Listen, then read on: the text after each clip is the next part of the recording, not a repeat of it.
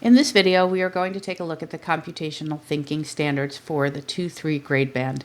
I'm on the same PDF that we did for impacts of computing. I've just moved down to page 4 that has the standards for computational thinking. This is our largest area. We have 10 standards within this grade band to cover over 4 concept areas, or 4 sub-concept areas that you see along the left-hand side here.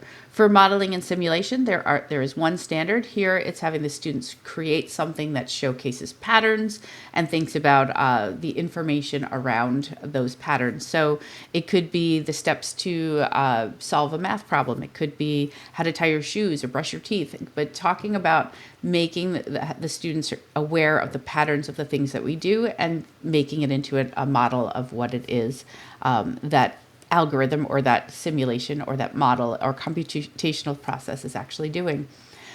For data analysis and visualization, there are 2 sub-concept standards for this area.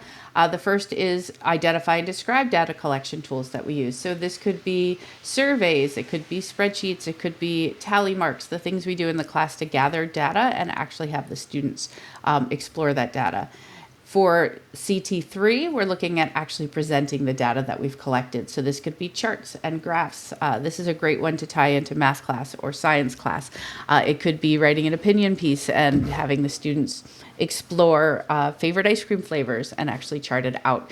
So lots you can do with data analysis and visualization. For abstraction and decomposition, we have 2 standards. Abstraction is looking at the important pieces. So it could be finding the main idea in a paragraph, or how could you solve a problem, and what are the key things you need to know about to solve that problem. For decomposition, we're breaking things down into biteable parts. So it could be how to tie your shoes. It could be, what is the important things when you're solving 2-step addition or something like that, 2-digit addition for that matter. So this is for abstraction and decomposition is computational thinking standards 4 and 5. For 4, we're talking about multiple ways to solve a problem. So it could be having the students talk about how they solved a problem. And then for 5, it's identifying those essential details. So again, that abstraction, finding meaning in something.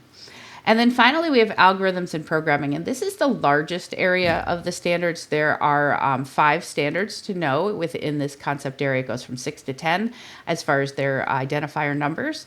The first one is to create 2 or more algorithms for the same task. So just like you did with the decomposition, where you're talking about the details, it's having your students write that step by step on how to do something, how to tie their shoe, how to bounce a basketball, how to throw a baseball, anything along those lines.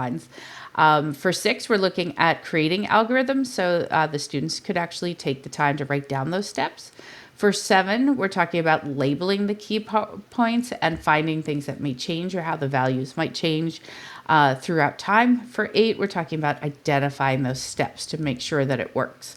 For 9, we're talking about fixing those bugs in our data. So it could be, does your sentence make sense to the reader? And how can we fix that or edit that sentence to debug it to make it make more sense for the person that's reading it?